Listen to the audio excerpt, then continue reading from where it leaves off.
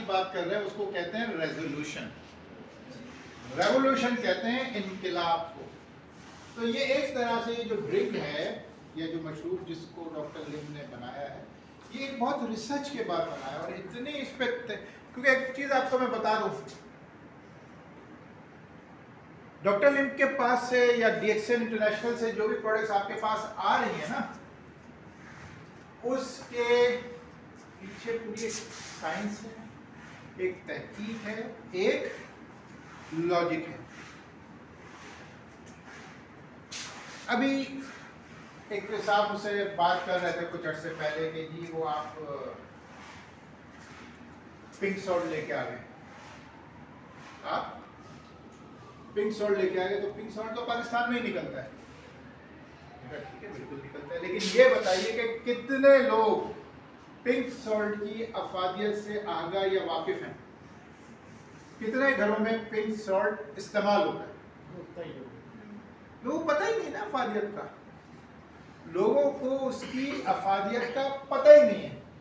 तो जब आप उसकी अफादियत से आश्कार होंगे तो ही वो चीज़ माशरे में फैलेगी ना, तो ही वो चीज़ आगे लोगों तक पहुंचेगी। अब जब वो होगी नहीं, जब आप कोई शख्स कोई उस पर बात ही नहीं करेगा, तो फिर पिंक सॉल्ट चाहे वो पाकिस्तान में निकले या कहीं और निकले, उसका कोई फायदा होगा? नहीं, कोई फायदा नहीं हो सकता। तो मकसद कहने का ये है कि ये ड्रिंक जो है वो एक तरह का रेवोल्यूशन है। और ये ड्रिंक क्या है? Spica T, DXN Spica T. अच्छा, मजे की बात ये, इसका नाम क्या है? टी। इसमें चाय नहीं, इसमें चाय नहीं है। अगरचे इसका नाम स्पीका टी जरूर रखा गया है, लेकिन जैसे कहा था कि एक रेवोल्यूशन है कि बगैर चाय की पत्ती के ये टी बनाई गई है। क्यों? इसलिए कि इसमें ये तमाम नेचुरल हर्ब्स को शामिल किया गया है। चाइनीज नेचुरल हर्ब्स को जो है वो इसमें शामिल किया गया है, जिसमें सबसे पहला क्या है? गैनोडर्मा लुसिडम। अब बहुत से लोग हैं वो ये कहते हैं कि जी हमें तो कॉफी पसंद नहीं है, तो क्या करेंगे आप? गैनोडर्मा तो पीना है ना, या गैनोडर्मा का फायदा तो हासिल करना है ना, क्या करेंगे? चाय पी, चाय। तो ये आपके पास एक सॉल्यूशन मौजूद है कि इसमें एक्चुअल में ये गैनोडर्मा लुसिडम इसमें जो शामिल है वो वही काम कर रहा है कि जो गैनोडर्मा लुसिडम आपके कॉफी में काम कर रहा है। अब देखें किस तरीके से डॉक्टर लिम ने एक सोच उठाई, एक सोच की ठानी, और जो है वो उसमें ये चाय बना दी। ये डंडिया देख रहे हैं? कौन बताएगा ये डंडिया है क्या? मलठी है, मलठी। कितने लोग इस मुलठी को जानते हैं और इस्तेमाल करते हैं? आप करते हैं, आप बुढ़ापे में इस्तेमाल करते हैं। क्या करती है मुलठी? ये खांसी के लिए, गला साफ करने के लिए, जिगर के लिए और लीवर के लिए, लीवर के लिए, आवाज के लिए, लीवर के लिए। और अब देखें, इस सिर्फ मुलठी को ले लीजिए। अभी अगर हम ये चंद एक लोग बैठे हैं, अगर तलाशी ली जाए तो 4-5 के पास गुटखा निकल आएगा। निकलेगा ना? नस्वार भी होगा। नहीं, मैं तो सिर्फ गुटखे की बात कर रहा हूँ, नस्वार तो कभी किया ही नहीं। गुटखा निकल आएगा 4-5 के पास। क्या कर रहा है गुटखा? दवाई कर रहा है, दवाई। तब कैंसर को कौन मानता है?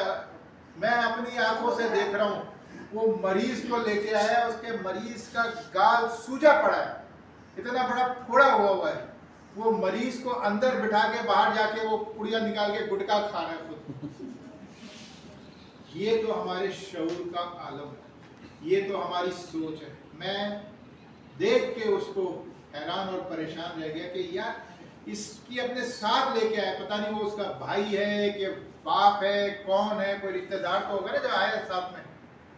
ऐसे मोहल्ले से या रास्ते से पकड़ के तो नहीं लेके आया होगा ना। लेकिन इसके बावजूद उससे सबक हासिल करने के बजाय क्या कर रहा है, अपनी आदत को नहीं बदल रहा। वो उसने तो खा लिया, उसने तो भुगत रहा है। अब उसकी रेडिएशन भी हो रही है, कीमोथेरेपी भी हो रही है, कब तक नहीं खा भी सकता है खाना, नहीं खा सकता, क्या हालत है। लेकिन मैं तो, तुम तो देखो ना भाई, तुम तो देख के नसीहत पकड़ो उसको। तो ये जो गुटखा है ये हमें उस स्टेज पे तो लेके जा रहा है, लेकिन उससे पहले क्या कर रहा है, हमारे गले को, हमारे आवाज को, इसको खराब कर रहा है। और मुलेठी क्या है,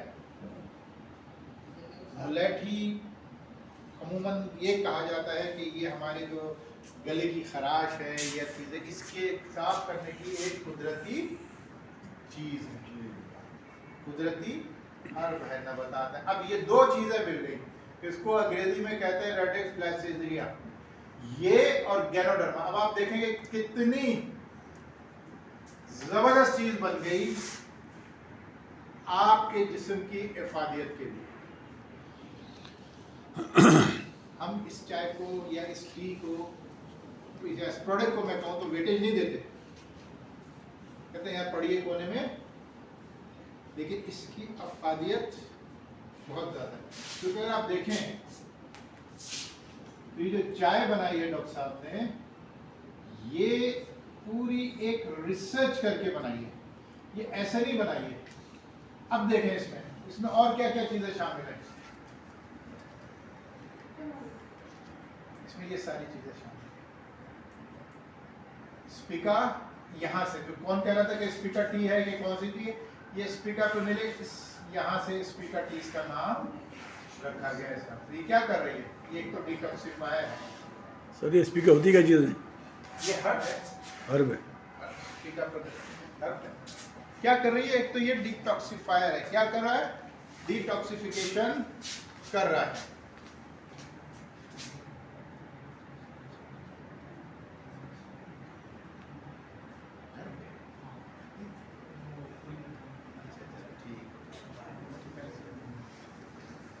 ये एक्सीलेंट डिटॉक्सिफायर है, फिर रिमूव कर रहा है हीट को, और उसके साथ साथ क्या प्रॉपर्टी है इसकी, एंटी कैंसर।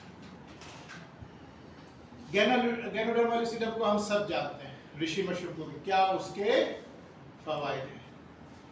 फिर पेरिकार्पियम सिट्री, ये भी एक हर्ब है। ये क्या कर रही है, हमारे एनर्जी लेवल को इंक्रीज कर रही है और बॉडी को डिटॉक्सिफाई कर रही है, और डाइजेस्टिव सिस्टम के लिए बेहतरीन है, ग्रेट फॉर डाइजेस्टिव सिस्टम।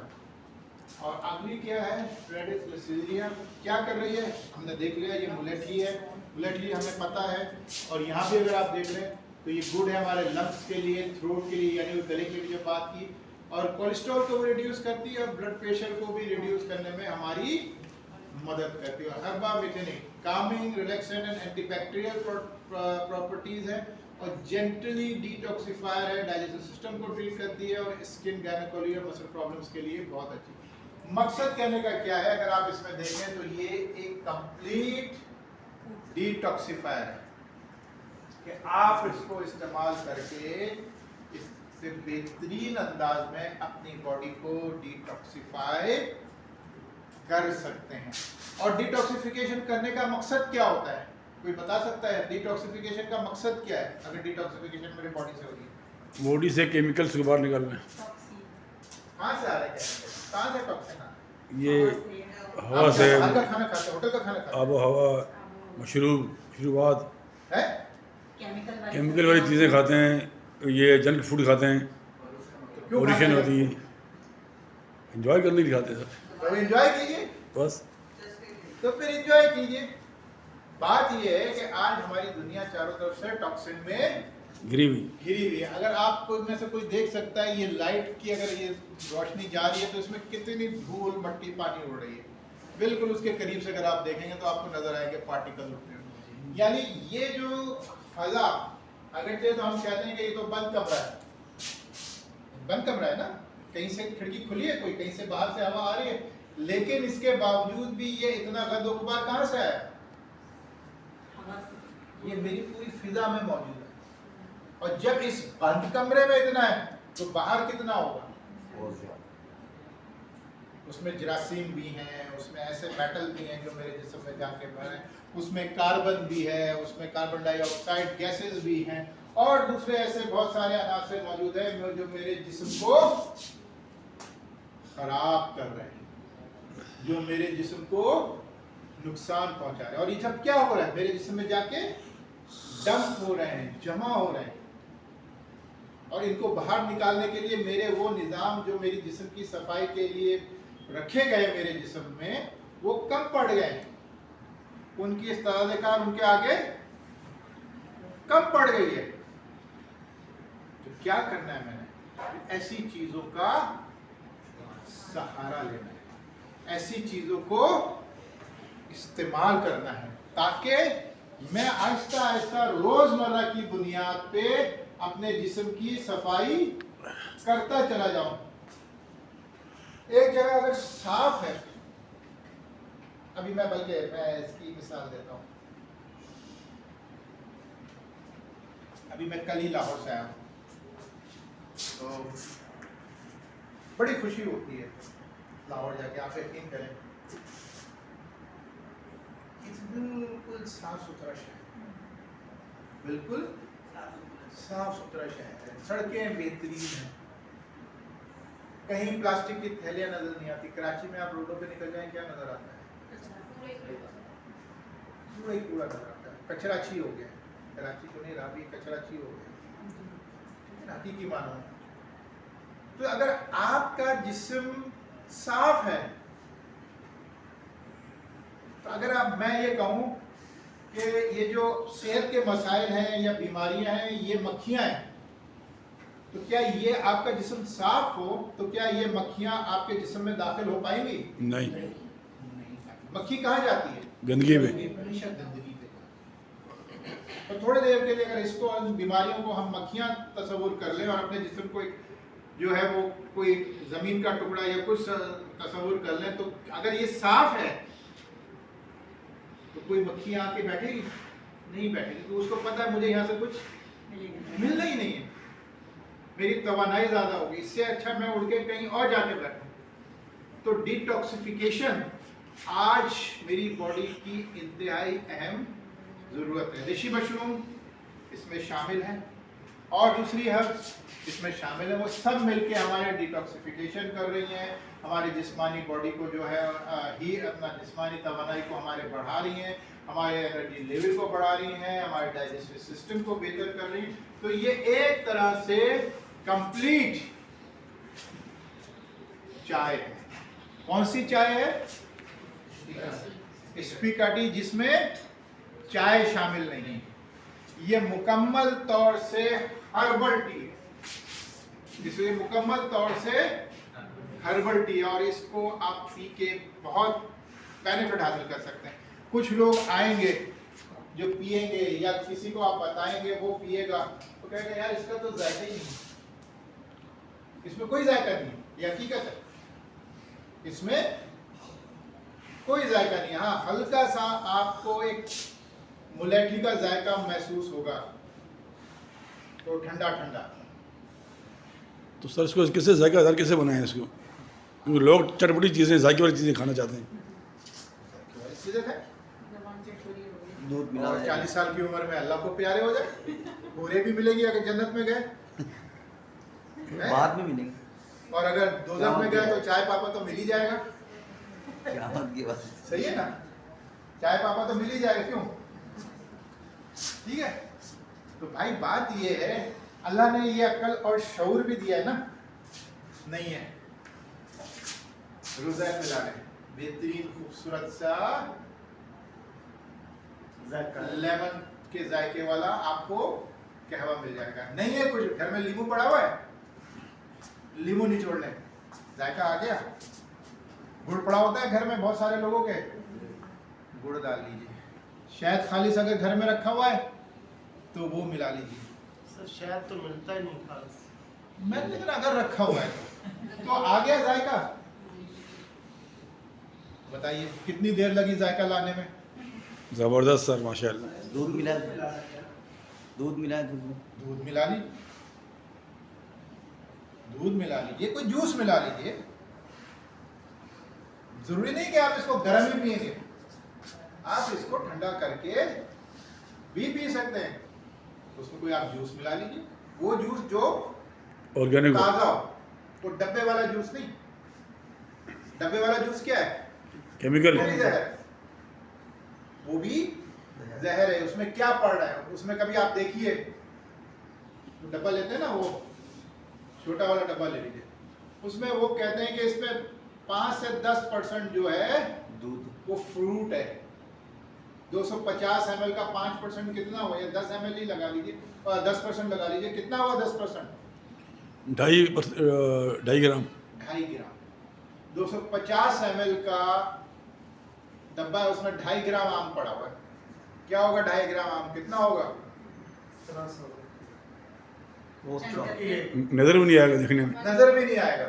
वो सिर्फ जायके के लिए और उसको लोगों को ये बताने के लिए कि ये आम का जूस है, बाकी उसमें जायका पड़ा हुआ है, उसमें कलर पड़ा हुआ है, उसमें खुशबू पड़ी हुई है, उसमें और दूसरे केमिकल प्रिजर्वेटिव और एडिटिव्स के हवाले से पड़े, कुछ भी उसमें ऐसा चीज नहीं पड़ी हुई जो आपकी सेहत को फायदा दे। हाँ, ये नहीं कि पीना है तो चल पी ले, लेकिन रूटीन ना बनाए।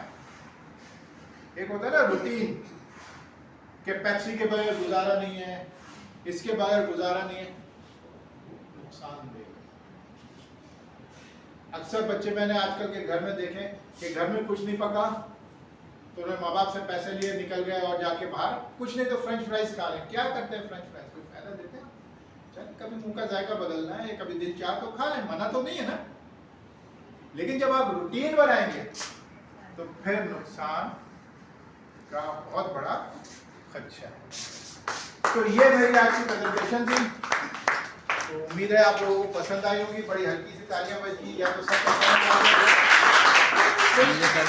समझ नहीं आया। क्या हो गया?